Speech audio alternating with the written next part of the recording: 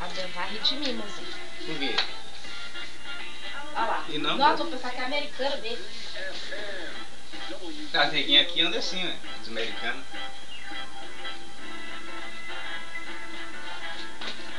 Ninguém merece o tamanho da juba. Ninguém merece. Não, é pra cá que tem que vir lá. Aí ficou bonita lá. Todo doido.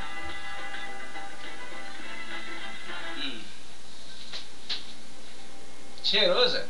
Tá, lavei ele ontem, meu filho. Coloquei creme dele pra ficar bem cheiroso. Vai, tira lá. Bate lá pra ver. Mas ficou bom? Tá do jeito? Tá. É assim mesmo que as neguinhas andam lá. Balança pra ver. Meu trem. Ó. Parecendo a Neia. A Neia que tem o cabelo seco quando chegou aqui. A Neia? Uhum. Tem foto de todo jeito. Cabelo de tupete dessa altura.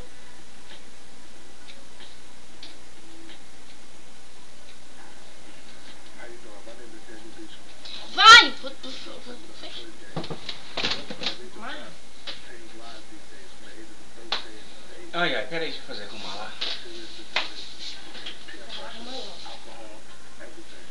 Tem que usar quem pé aí, né? Não vai pegar não, não pode ser não, que não pega mesmo.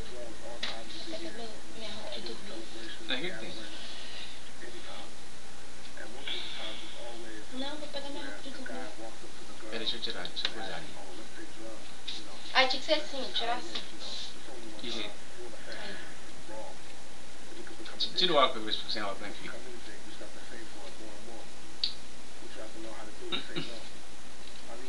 É, você quer que eu tire o óculos pra você ver que é eu mesmo, né? Esperto.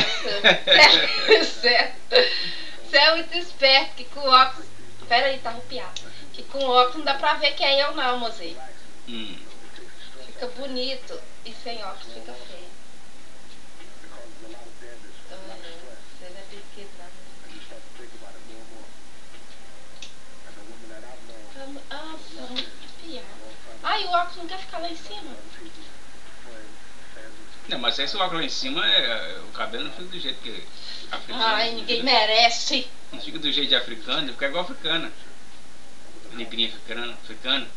Você sai assim, eles vão pensar que você é africana mesmo. Você é negrinha africana, americana. Olha lá o cabelo daquela lá na televisão, olha lá. É, Olha só o cabelo. eles andam de tudo quanto é jeito, meu filho. Aí vai, tira logo. O cabelo dela parece que é atrapalhada lá. Negrinha feio pra danar. É, cheio de pelo. Cabelo que não tem.